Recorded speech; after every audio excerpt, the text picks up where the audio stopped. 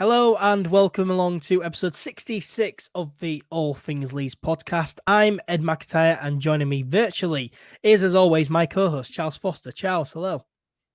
Hey mate, how you doing? All in all, I'm well. How are you? Yeah, I'm fine. A bit full. I had quite a big tea, but other than that, yeah, I'm sound. Yeah, and football's back this weekend. We're finally going to preview a game in this episode, which I'm really excited about. Yeah, I watched the Premier League games yesterday. They were a bit strange, especially the Yeah. Villa Sheffield United one. That was odd. But yeah, Yeah. I'd be happy. I'd be interested to see how the Championship deals with crowd noise. That'd be a bit strange. Yeah, and we'll get on to crowd noise a bit later on in this show. We've got plenty coming up in the show. There's plenty of news to go over. We'll also recap what was said in Marcelo Bielsa's press conference before looking ahead to the return of Championship football and previewing Leeds United's game. First game back, which is this Sunday, which sees them take on Cardiff City away from home. And we'll finish off by looking at your guys' comments and questions. But before we get into any topics, of course, I do want to say a big thank you to all key workers and NHS staff out there for all of your hard work during this pandemic. Now, please do continue to follow all the advice during this pandemic to help protect the NHS and to save lives.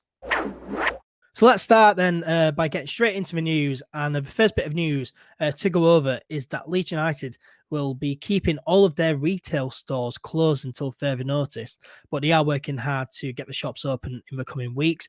And Charles, I guess that this is a sensible decision, really, keeping the stores closed for now, at least until the end of the season, because it's sure to keep fans, away from the ground, because if you open the Elland store anyway, and then, fans may wander on down there on a match day. So I guess keeping the stores closed for now, no fans will have the temptation to go down to Elland. Yeah, it's important that the club aren't sending mixed messages with regards to self-isolation and just generally staying away from the ground as the games progress, and especially the club shop next to the ground that has to remain shut, otherwise it will just be rammed on full of people, especially on match days. So it's important that the club kind of stays consistent on message, that they don't want anybody near the ground. They're happy to play and for the players to perform, but they want to everything to do with the football club to be done at a safe distance. And yeah, 100%. I think that's what they're probably not kind of following what the government did, which just kind of give a bit of a mixed message where the club are going to be consistent on this. Yeah, I mean, they could go ahead and open up the White Rose store, the Merrion Centre store, but definitely, not the Elland Road store, because if if you're saying stay away from Elland Road, please, but then all of a sudden you open up the Elland Road store and say, oh yeah, come on down, come on, buy stuff. Yeah, as you say, it sends mixed messages, really, and that's probably not what you want. No, we want to kind of keep everybody as far away from Elland Road as possible, because as we know, the Football League will love any excuse to punish Leeds in this final run in, and I don't think that's paranoia. I think that's genuinely true. So if the club stay as adhere to the rules as much as possible, I should say, then there's nothing that anybody can do about it. Yeah, 100%. So, sensible decision there to be keeping the stores closed for now. And Leeds United, they have also announced information on game coverage. So, of course, Leeds United season ticket holders who picked option 2 out of the 3 options of the rebate options, they will receive access to LUTV for all 9 remaining games of the 2019-20 season. Probably is worth noting that my email regarding my Crowdy gift card and LUTV streams, it has come through. It was in my promotion folder on Gmail, so make sure to check all of your folders if you did pick option 2. But for non-season ticket holders wanting to watch the remaining 9 games, here's how you can. So for games that are being broadcast live on TV on Sky Sports, if you live in the UK or Republic of Ireland, you will not be able to buy an LUTV stream, unfortunately. So if the game's on Sky, then you need Sky to be able to watch it live if you're not a season ticket holder or haven't picked option 2. And that's simply because Sky Sports, they have exclusive rights to those games that they pick, so therefore LUTV cannot live stream those games, unfortunately. But there's always going to be streams online somewhere, Charles. Yeah, not that we're recommending any illegal activity, but yeah, they are there. Yeah. So do with that information what you will. And for games that fans can purchase, though, to watch live, if you live in the UK and the Republic of Ireland, it will cost you £10 for match pass. Whereas if you live outside of UK and the Republic of Ireland, it will only cost you £5. So, yeah, a bit pricey for UK residents there, Charles. Yeah, I mean, to be honest, I will not be paying £5 and £10 to watch the final games. I'm happy with the radio coverage, or I'll go. I've got Sky in my new house because my kind of housemate's sister works for Sky, so I'm kind of sorted on that front. So we get free Sky. So yeah, so we get free Sky Sports. So it's not really an issue for me. But yeah, if you desperately want to watch it, then fine, you can pay it. But it is a bit steep, and the radio will be fine, and you'll get. There's plenty of updates on Twitter anyway. Yeah, exactly. And it's also worth noting that none of the remaining games of the season will be shown via the red button on Sky Sports, which, some games are usually available on red button throughout the season. So yeah, none of the remaining games available on red button. So you will have to either watch it on Sky or just watch on LUTV when it's not on Sky and pay the £10 if you're not a season ticket holder or haven't picked option 2. And then any supporters anywhere in the world, they can listen to live LUTV commentary though for each game if you purchase the £99 weekly pass. But I'd imagine that if you live in Leeds and you're going to listen to radio commentary, you probably just stick on BBC Radio Leeds, which is free. Well, did you say £99 there? Do you mean 99 pence? 99p. Yeah, because you said £99 weekly pass. I'm going to say, yeah, Jesus, that's expensive. Yeah, no, 99p. Yeah. Oh, right, good. So yeah, so some decent options there, and yeah, Charles, it's great to have a club as they've listed all the ways you can follow each of the games and watch each of the games live just in one article. Some good communication from the club for once. Good communication, good organisation. These phrases you wouldn't normally associate with Leeds United's ownership in the last however many years. Yeah. But yeah, it appears that the club are kind of getting much better on the communication front and be more kind of in touch with what the fans need with regards to these kind of exceptional circumstances. Yeah, 100%. And some good options there too. £10 is a bit expensive, but the option is there for you if you want to watch every single game, either watch on Sky or on LUTV. So it is good that there are options there. But as we said, there will always be streamed somewhere online for you to watch. And Leeds United, they will also be producing matchday programs for the 5 remaining home games of the season, which is great. So fans in the UK will be able to purchase a 5-match subscription package or purchase the matchday programs individually, and they'll also be delivered straight to you. So a package is worth £25, whereas individual programs will cost £5.50. And those prices include delivery. So probably better value going for the package there, Charles. Yeah, if you're somebody who collects the programs or likes reading the program notes or anything like that, then yeah, you're probably better off buying the bundle for the last few games. I'm not too fussed about the program myself personally. I tend to buy Square Ball more often. Yeah, but I just find it more entertaining. But if you like the programs and if you're a collector, then that's a good option for you there. Yeah, and it's good that they've provided the options because, of course, with season ticket holders, adult season ticket holders, option 2 included programs. So a lot of people, were wondering, will they sell programs individually? They are doing. They also have a package deal, which is probably more reasonable. And if you collect them, as we say, the options there. So yeah, it's good that the option is still there, and it would be nice to read something.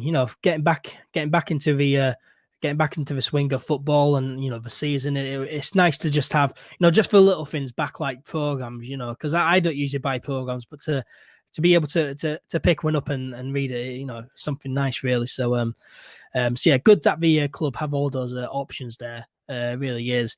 So moving on, we're recording this podcast on the Thursday, 18th of June.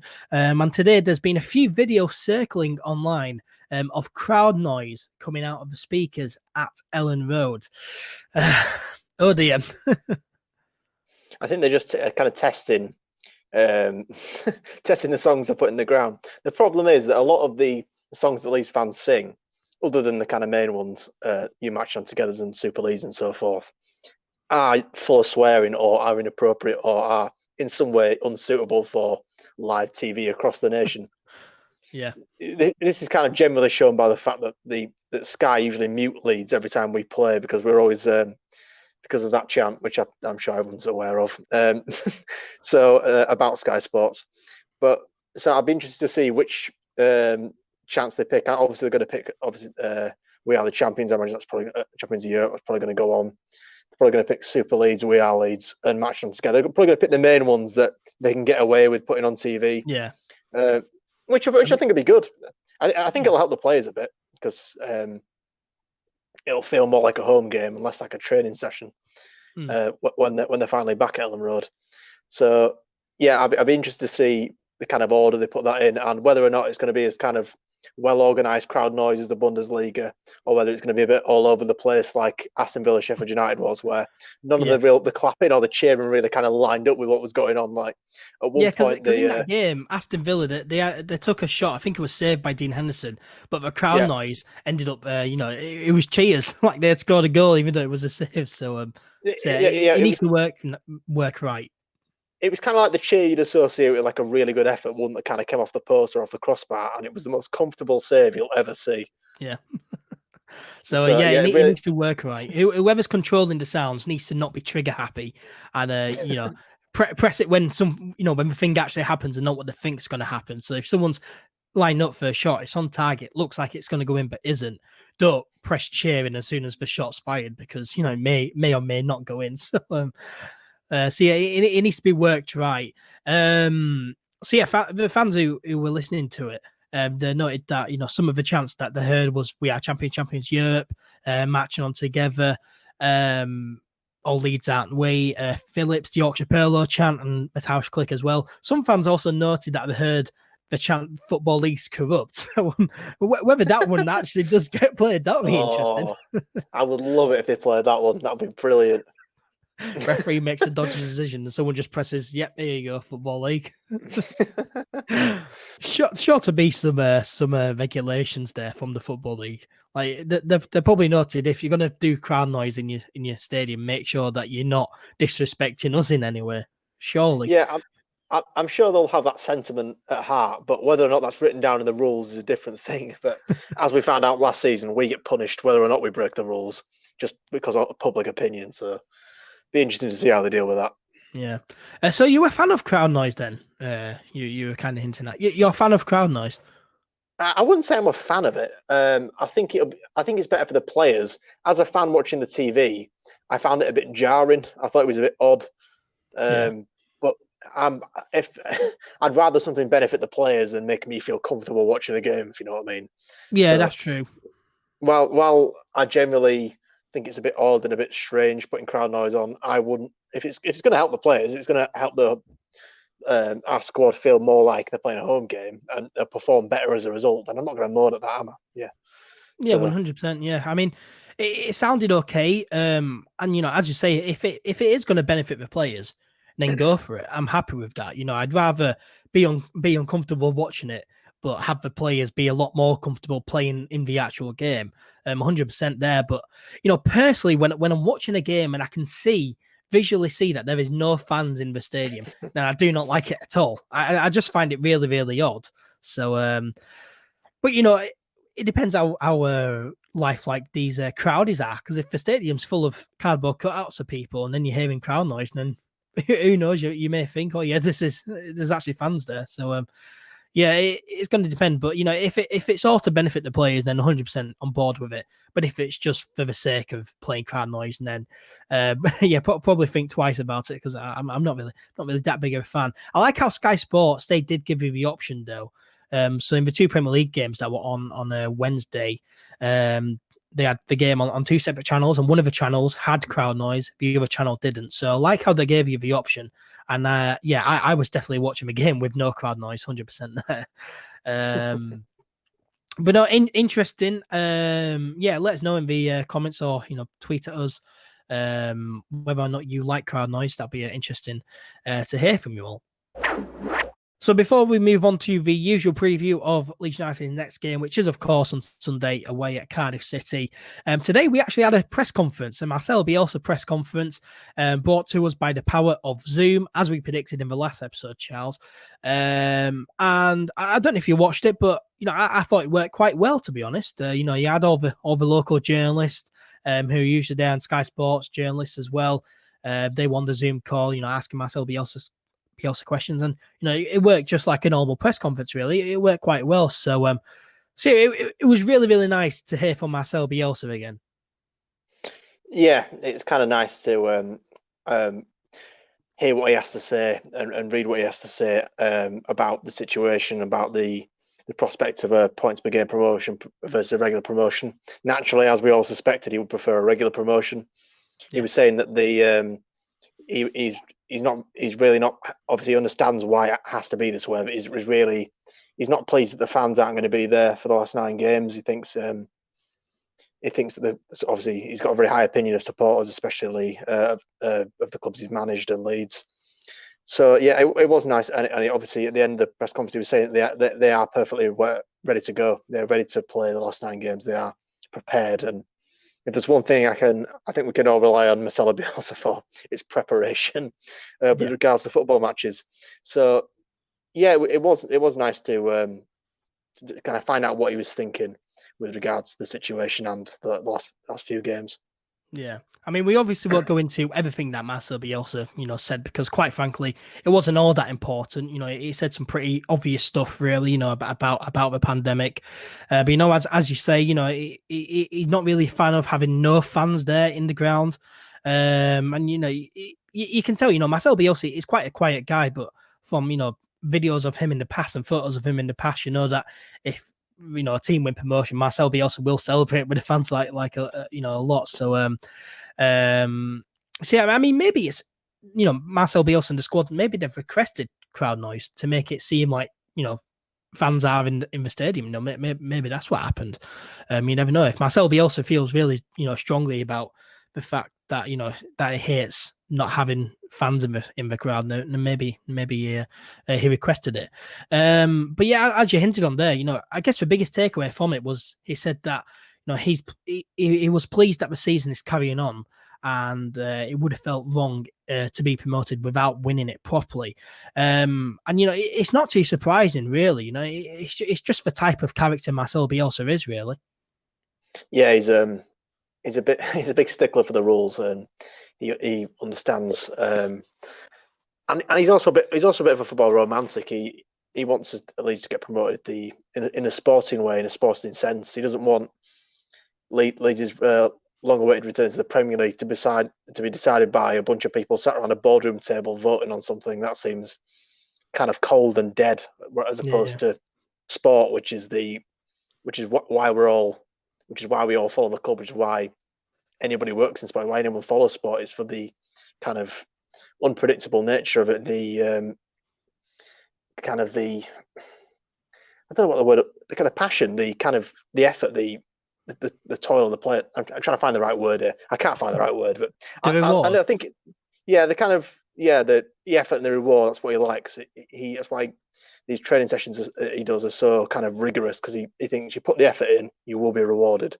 With regards to sport, he doesn't want to put players through a lot of training, put a lot of effort, and then not get a reward other than a piece of paper or a phone call saying they've been promoted. That would seem unsatisfactory to him. And I think if the majority of Leeds fans, if they were honest with themselves, they'd say we would much rather get promoted, even if we aren't there on the pitch, than via a vote, a points per game vote. Yeah. Oh yeah, 100%. I mean, I don't think any fans would have disagreed or been too upset if it was down to points per game, because it would have gone up anyway. Selfishly, I don't think fans would have been too bothered. But I guess deep down in some way we do feel the same as Marcelo Bielsa feels in one way or another, that we do want to do it properly, because we look at the table, we're top of the table, 7 points clear of third. It does feel like we're so close to promotion, and that we're not going to bottle it. And I think the fans just want Leeds United to be able to prove to people that, we're not the same Leeds United as last season, and that we have improved, and that we are different, and that we are ready for the Premier League. Yeah, I think that kind of proving a point thing is huge. I think especially probably more with the players than with Bielsa. I would imagine Yeah. from what you can gather from interviews, the players really want to prove that they can do it over a 46 game season. They can achieve, and they are good enough, and that they are consistent enough. And I think that's probably very important to them. Yeah, and as you said just there as well, if we were to go up on points per game, that's all of the training and all the hard work throughout the season. I guess in some way or another, we have been rewarded for that, but in some ways we haven't. You train and prepare for the entire season, and just have it chalked off at the end. It is kind of disheartening, even though you are going to go up. There's a part of you which thinks like, yeah, I really want to play this out. I don't think it would be. I think obviously the promotion is the kind of literal reward, but I don't think the players, the staff, or the fans would get the kind of emotional reward you get from getting promoted the right way. Yeah, that's what I'm trying to say there. And yeah, the other thing as well, he's saying that he's been working the players hard, even through the 3 months of lockdown, which is no surprise really. And we've seen it with all the videos and pictures of the players, returning to training. They all look, really fit and ready to go. They don't look like they've had 3 months off. They look like they've just come straight out of that Huddersfield game and they're ready for this next game, don't they? Yeah, they look very, very fit. The fact that they all beat their kind of fitness times in training from before lockdown, now after lockdown, is very encouraging. Yeah. Apparently, the Robertson, Phillips, particularly according to Stuart Dallas, have trained very well and are looking really, really good. So I would like to see whether or not there's going to be kind of like teething period of the first couple of games, whether we're going to be a bit off stride or whether we're going to literally just turn up and be as good, if not better, than before we left. I would hope it'd be the latter, obviously. Yeah. And I hope we turn up a blitz Cardiff. Yeah, because we haven't had any friendlies, have we? Other clubs have played friendlies with, local teams, but we haven't had any friendlies. I think maybe they've done a few 11v11s in training, just amongst themselves. But we haven't had any proper friendlies like some other clubs. So, could that be a disadvantage for us? Because we're jumping straight into a league game after 3 months off without a friendly. Is that going to be a disadvantage for us? Do you think? Possibly, but given, like you say, they might have done 11v11s in training. They'll be doing murder ball sessions a couple of times a week. Now they're back in full training, contact training. It's kind of what they do over the season anyway. When we're playing games, so it possibly might have an impact, but it'd be hard to tell until we see them in the first game. We just won't know. So I know that's a bit of a Michael Owen obvious point. I do realise that, but we're just not going to know till the first game how well they can jump straight back into it. Yeah, and we say how fit the players look, but it must have been hard for them, through 3 months off, not going to 4 parts, to keep fit. That must have been hard because, for me in lockdown personally, I felt a bit demotivated to do any exercise. With the gym's open and you're in the gym, you're there, to do it. You're around people who are working out as well, so you go and do it. So being locked down in at home, not surrounded by any of your teammates or traveling to the training ground for 3 months, to keep up that fitness, it's a big credit to the players. Yeah, it's the kind of commitment that Bielsa and his team would definitely expect of the players over lockdown. Keep yourselves maintained, and obviously they've had fitness plans sent to them in the post, and they've been monitored by GPS and things like that, and kind to see how they've been. I don't know whether it's GPS, whatever they track them with on the fitness trackers or whatever, the kind of Fitbits or whatever, they test their fitness. They kind of kept on a kind of moderately tight leash with regards to their fitness, but according to a few of the interviews.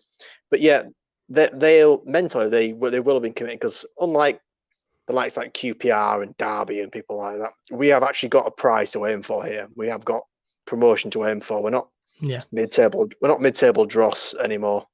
They haven't been for a couple of years. The players will know that they have to be mentally concentrating over lockdown. That's the kind of gist of the point.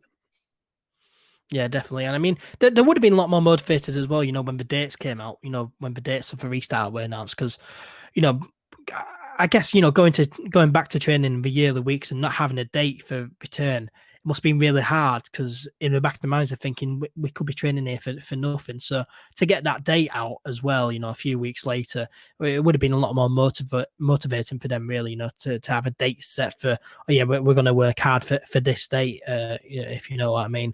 Um, of course, though, we've got some all important team news. So here is the team news. So Pablo Hernandez will miss Sunday's trip to Cardiff City, unfortunately, due to a minor issue, but he is set to return to training next week on Wednesday. Yeah, not good news there about Pablo Hernandez. He's sure to be a big miss. Yeah, I mean, we always play worse when Pablo's out of the side. I mean, I don't think anyone can disagree with that. We have a lot more fluidity, we have a lot more interlinking play, and our set pieces are probably going to be better with him in the team. So yeah, he will be a big loss.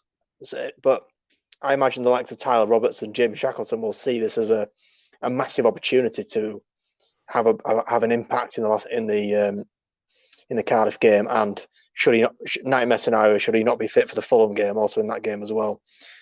Tyler Roberts particularly was performing very well before lockdown. So if Bielsa wants to put him in instead, I think people will kind of warm to that idea. And given how well people have been saying he's been training, I am looking forward to seeing him, getting a run out.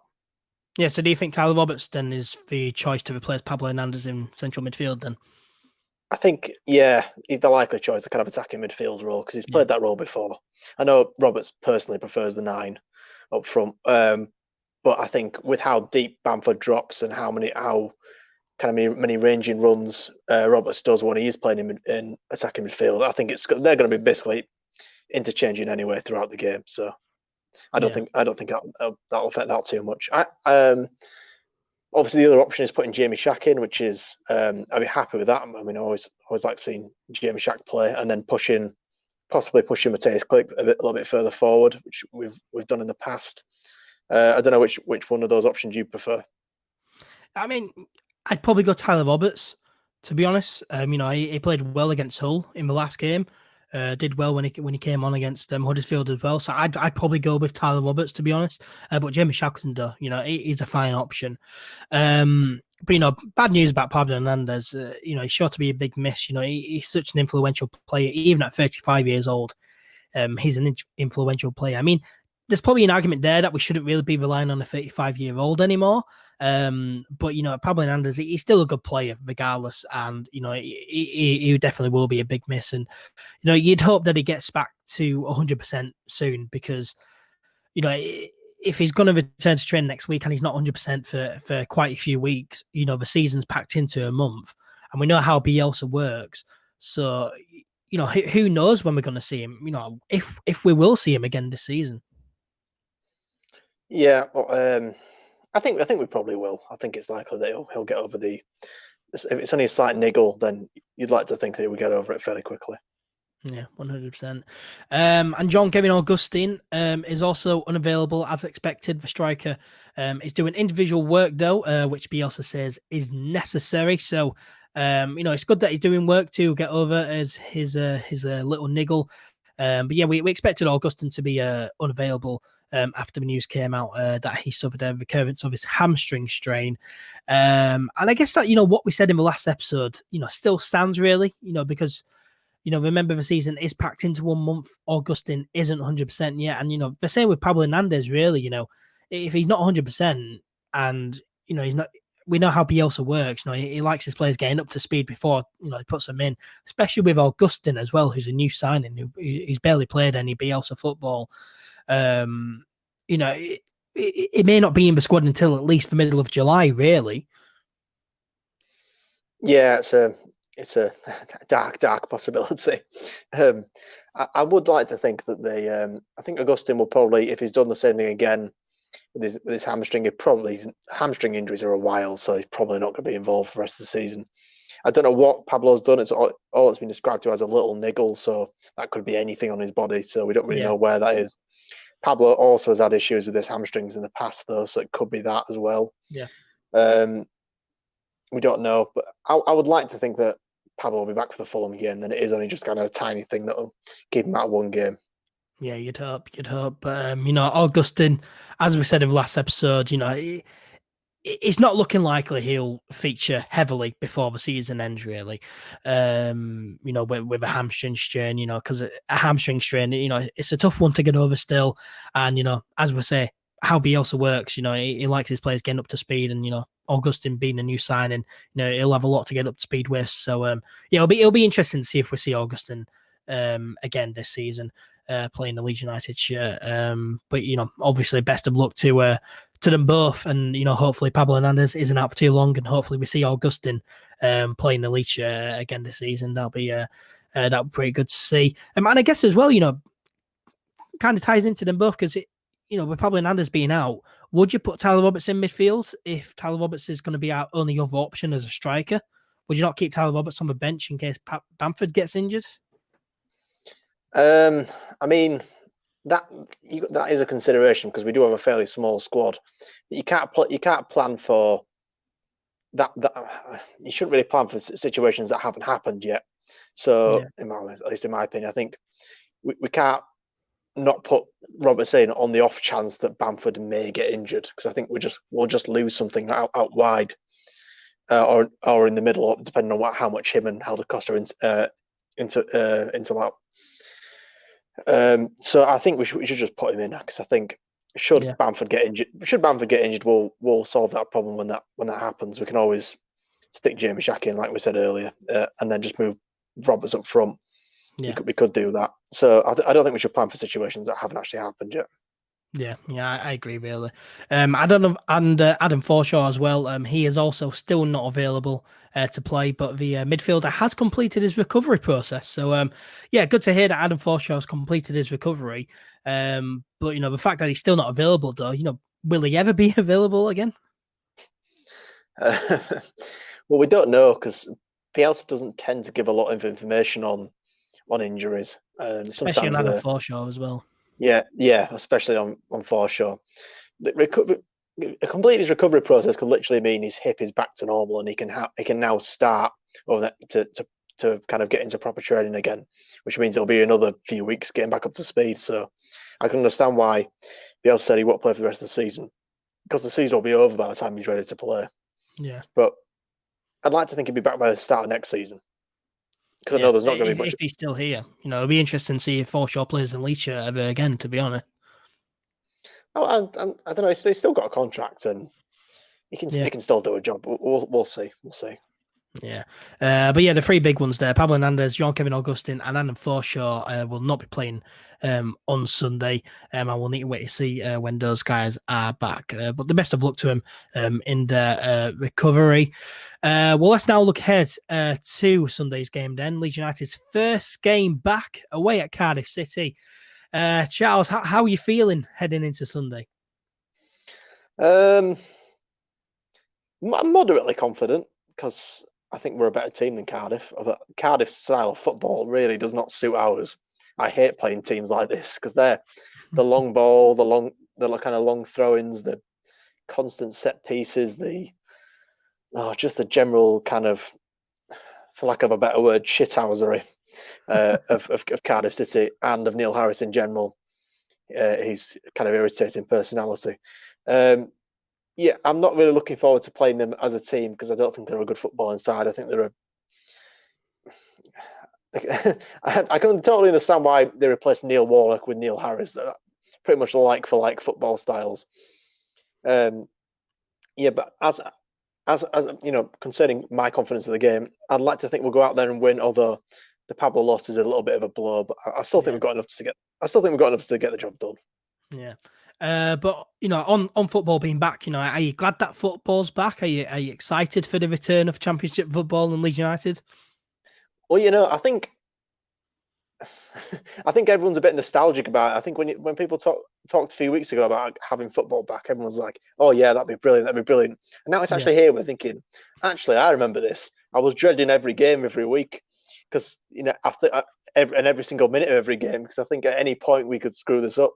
So you kind of get that dread in your heart, but that's just kind of being a Leeds fan, isn't it? Especially over the last couple of years.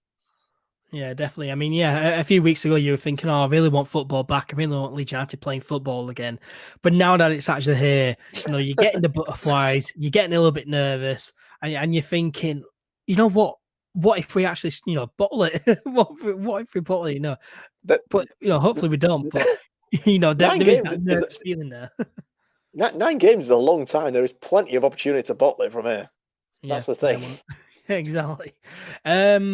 But of course, after watching, other games behind closed doors, the return of the Bundesliga and Premier League this week, what are you expecting heading into the Championship restart on Sunday's game? What kind of game do you think we'll see on Sunday? Well, I think I don't think the players will ever admit to this. I don't think the staff will ever admit to this. I think the result of the Fulham Brentford game will very much determine the motivation level of the players on Sunday. I think we could be very, very, very up for it if it's a draw in that game. I think the players will try and approach it like any other game. I expect that from both teams. I don't think anyone's going to try and make a big occasion of it, even though it will be a big occasion. Obviously, when the players are coming out, I don't know if you've read the EFL rule changes that were posted slightly earlier. I know I haven't read them all. No, Yeah, I'm just gonna go with the flow. Yeah, well, we're having the same substitution rules as the Premier League, so it's 5 substitutions in Yeah, 3 separate points over the game. So you can't have 5 different times subbing people off. You can have 3 lots of substitutions. So you'd have to do like double substitutions if you wanted to get all 5. yeah, So that will affect it. But I don't think that will benefit us as much because we don't have a huge squad. I think that'll yeah. benefit people like Fulham, people like West Brom, people like Stoke who've got massive unwieldy squads. So I'd be interested to see how the players deal with that. I'd like to think that we can just go out there with the same 11 men and do what we normally do, just make no changes until the 89th minute and still blast every team off the park. Yeah, but it's going to be interesting to see, what kind of game we'll see and, what kind of Leeds United we'll see, whether we'll, play how we were playing before lockdown. It will be interesting to see what happens there because, 3 months off without playing any football, no friendlies before it, there could be a little tiredness in the legs. So, it will be interesting. If I'm going to be honest, I'm not really expecting a fantastic game. But once we get into the swing of it, doing Saturday, Tuesday, and then later on in the season, then I think Leeds United will be back to playing their best football yet. Yeah, it's certainly going to be interesting, and as you say there, with the rule changes, so there's water breaks in between each half, isn't there? On the halfway point of each half, first half, second half. So yeah, a few water breaks there. So yeah, the players will be able to, get a refresher really. Because 3 months off that football, they're sure going to be tired heading straight into the restart. And yeah, as you say, 5 substitutions, but only 3 stoppages. So yeah, that's going to play into some tactics really. Because if you're going to get injuries and at certain points throughout a game, if you make one sub, then another one sub, then if you want to use all your 5 subs, then you'll have to make 3 subs at the next stoppage. So yeah, that's going to be interesting to see how all that plays out. But I'm quite excited for that. To see how that plays out and how teams use that. But Charles, what do you think the players will be thinking heading into the restart? How do you think they'll be feeling heading into Sunday's game? Because as I say, it can't be easy for them after 3 months off with no football. Yeah, I think there'll be a bit of anticipation for the players. I'd like to think they're excited. I mean, Jack Harrison got interviewed today, and he said that they're all kind of physically and mentally ready for the restart. And I'd like to think that they're all kind of excited to get the job done. They're confident and they are really feeling like they can do something special here. I know Liam Cooper got interviewed by Bryn Law, and I think it was Bryn Law and Lucas Radebe. I don't know if you watched them, the Captain the Chief chats on the Leeds YouTube channel. And he was saying that they're kind of looking forward to becoming part of Leeds United's history, being the team that got us back up. They really want that. So that's the goal. they want to be kind of as revered as the players of the past. And I think if they can get us up and play just spectacular football, I think they are. I think it's fair enough that they will definitely enter Leeds' history. Yeah, there definitely is that As a big good team. motivation there for for the players to get Leeds United back up and be etched into Leeds United's fabulous history. There is that big motivation there. But I am expecting some players to be falling on the floor and having to stretch their legs out midway through the game, getting a bit of cramp. I'm expecting that because we've already seen that in a few of the games that have been restarted. Do you think it'll be as different playing in front of no fans away from home, for Leeds? Because with the regular season, you always have a smaller crowd compared to the home crowd. And as it's been proven, there is no home advantage with no fans. So do you think it's going to be as different for the players playing away from home? I think playing away from home, it might give us a bit of a. I mean, because Leeds do have the best away fans, I think, in the country, especially definitely in the league. So, and we always the players always say we make away games feel like home games. So that our away fans will be a loss, but also the lack of pressure from Cardiff's home fans on the referee, that'll be a factor. In the same way that'll be a factor at Elland Road, that we will get the pressure on the referee like we normally do. So I can see a few refereeing decisions maybe being slightly different from usual. I don't think That's that would all be Neil out of the Warnock's realm. been able to talk about recently. Yeah, Just been I saying, referees, they won't be making the same decisions as they were in the past. That's what he's been saying. Yeah, I really hate Colin, but I have to agree with him on that because I think that will be a factor. Yeah, 100%. But I think away games, I don't think Cardiff will have the home advantage, and we've historically struggled quite a lot against Cardiff, especially down at their place. So yeah, we'll just have to hope it plays into our hands. Yeah, and of course it depends as well. How Leeds United are getting down there. If they're going to travel the day before and get a hotel, or they're going to travel on the morning. Because if they're traveling on the morning, then I don't have high hopes for it. But if they're traveling on the night and they're going to get a good night's sleep in a hotel in Cardiff, then I'm a lot more confident. But of course, if you need reminding, Leeds United are top of the Championship table on 71 points, 7 points clear of Fulham, who are in third. And we do go into the game on the back of 5 straight wins. And clean sheets, 6 games undefeated. Hopefully we continue this fantastic form, Charles. Yeah, well, the form kind of goes out the window a little bit because that was a long time ago. That was 3 months ago. So yeah, what's really got on my nerves for some reason. When I'm listening to some commentary and they've said, "Oh yeah, this team haven't won a game since March." It kind of sounds like they haven't won a game in 20. when it's actually, they haven't won a game in the last 5. But, when they say, oh, yeah, they haven't won a game since March, it sounds like, oh, they haven't won for ages, when really it's not been that long of a gap in football in terms. So, that's really annoying me for some reason. That's just a trick of commentary, and that's just a kind of a bit of banter on commentary. Yeah. But no, it will be interesting to see if we can keep that great form. Hopefully we can do. But I just say, yeah, with a 3-month gap, form does probably go out the window, really. But it's certainly going to be a difficult game. Cardiff, of course, managed by Neil Harris, who we never do well against. And Cardiff, they're doing well this season. They're 9th in the league table on 54 points, 3 places, and just 2 points from the playoff places. So they'll be well up for this game. That's going to be a big motivation for them. Because they've still got a chance, Charles, to get into that, get into the top 6 and get a top 6 finish. So it's a big game for them, and it's certainly going to be hard. Yeah, and it's always hard against Cardiff, and obviously a playoff chance is something that we have fought for last year and under Gary Monk in that season. So we know what it's all about. We know the kind of motivation that requires to try and get into the playoffs. So yeah, they're not to be underestimated. No team's to be underestimated. But the first couple of games we have are going to be, I think, we're going to be the hardest. Yeah, 100%. And Cardiff, for their form, they are unbeaten in the last two league games.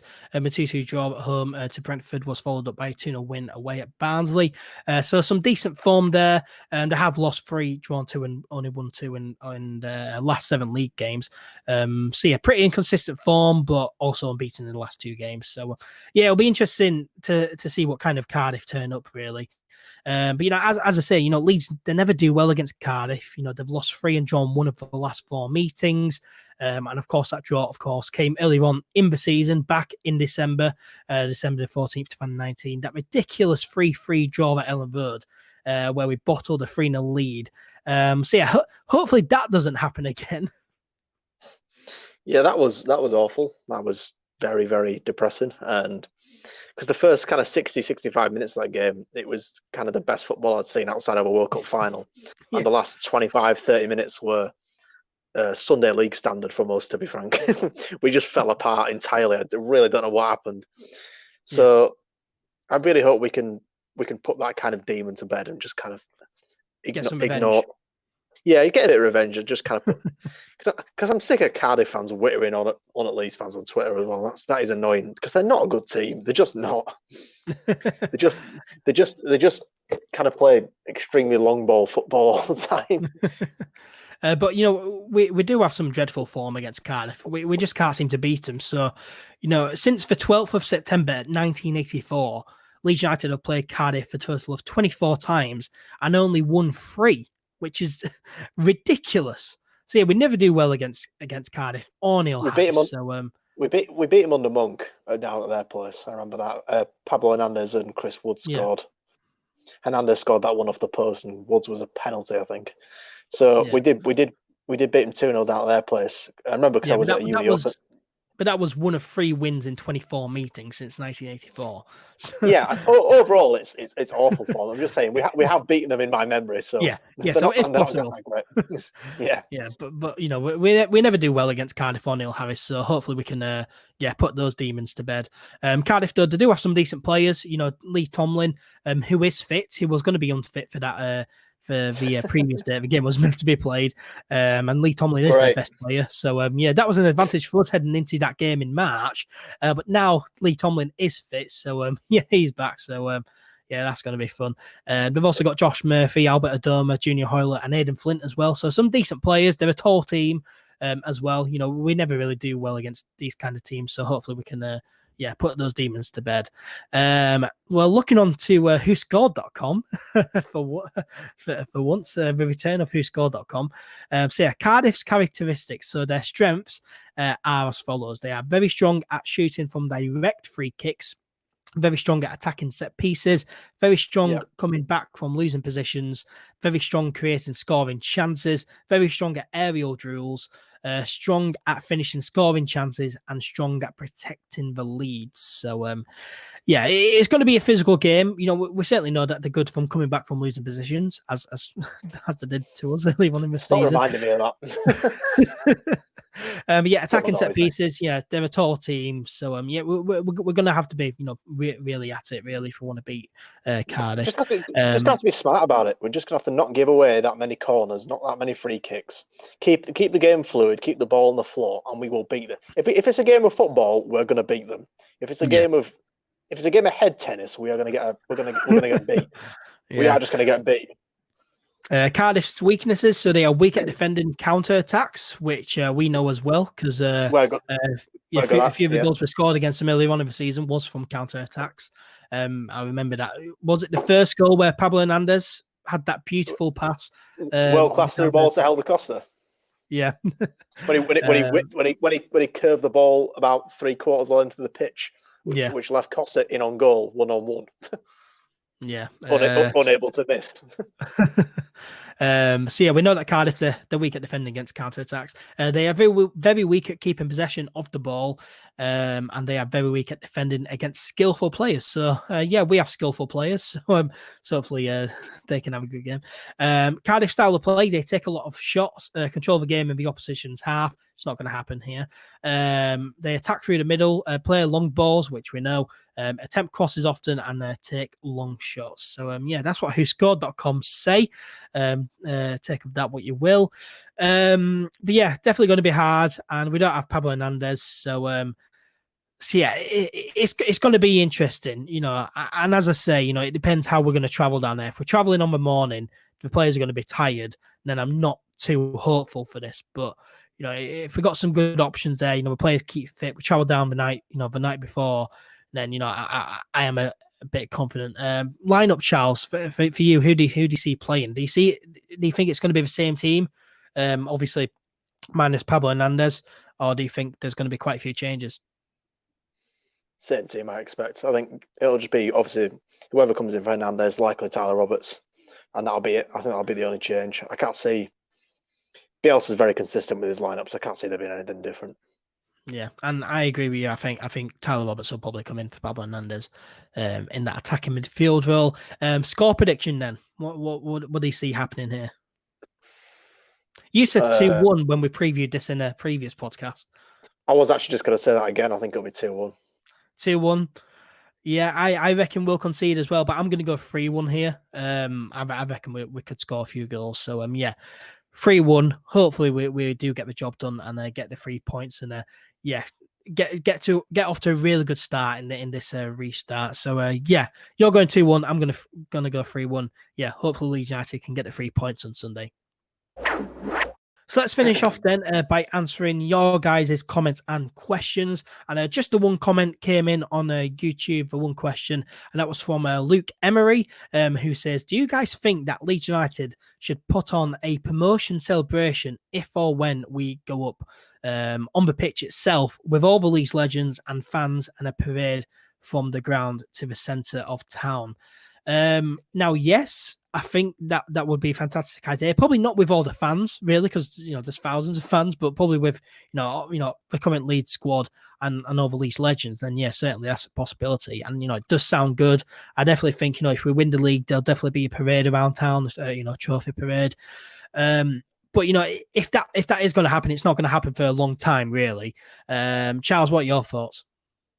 I think the club will probably try and delay celebrations to, I don't know, some kind of midpoint next season when there's a kind of corona vaccine or whatever, it's fully kind of dying down a bit and people are basically, when football's completely back to normal, it'll be a few weeks after football gets completely back to normal. The club might decide to announce that they're going to be celebrating the promotion and then do the parade and invite everybody down. I think that'd be the most intelligent thing to do. I think if you do it too early, then we're just going to incur criticism and it's going to cost people. It's going to, cause a rise in infections across Leeds, and and Leeds are just going to get criticised for it.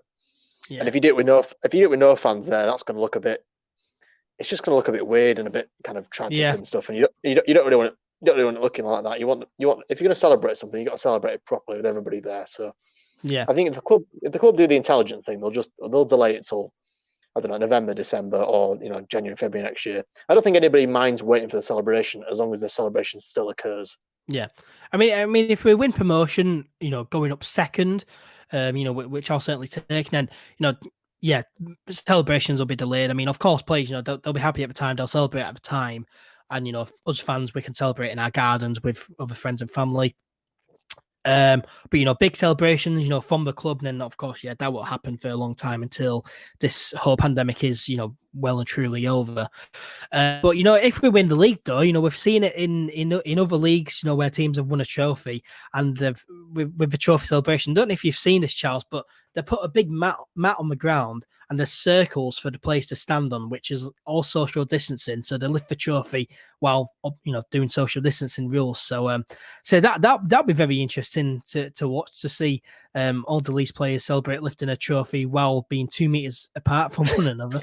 That sounds terrible. That sounds genuinely awful. Yeah, no, well, it's happened. It's happened, and it'll be interesting if that happens. I'd rather us just wait. I would honestly rather us just wait. Yeah, definitely just. I don't know how everyone else feels. I don't know how everyone else feels about it, but I would honestly rather just wait. Yeah, but definitely if we go up, if we win promotion, then yeah, there will be some big celebrations, but not for a very long time. But I do like Sando celebrations, to have everyone on the pitch and then to have a big parade around town. I like the sound of that, and I'm looking forward to that already. I can um, I can I can guarantee you, if they can get away with it, the club will try and not have everyone on the pitch because that takes a lot of repairing, doesn't it? If everyone starts yeah. stamping on the pitch, the the grounds will have his work cut out for him. So I think they'll just try and get away with just doing the parade. I think. Yeah. Those celebrations do sound good. And yeah, definitely if we win promotion, there'll be some big celebrations at the time. But also, once the pandemic's over, then there'll be some massive celebrations from the club. But yeah, thank you very much for your comment, Luke. Very much appreciate it. Remember, if you have any comments or questions, just leave them for us, leave them on social media and what have you. And yeah, Charles and I, we will do our best to respond to them in a later podcast. Well, that brings us to the end of episode 66 of the All Things Leeds podcast. Thank you very much, as always, to Charles for joining me virtually. Yeah, thanks for having me on virtually. Yeah, I do appreciate you joining me as always, mate.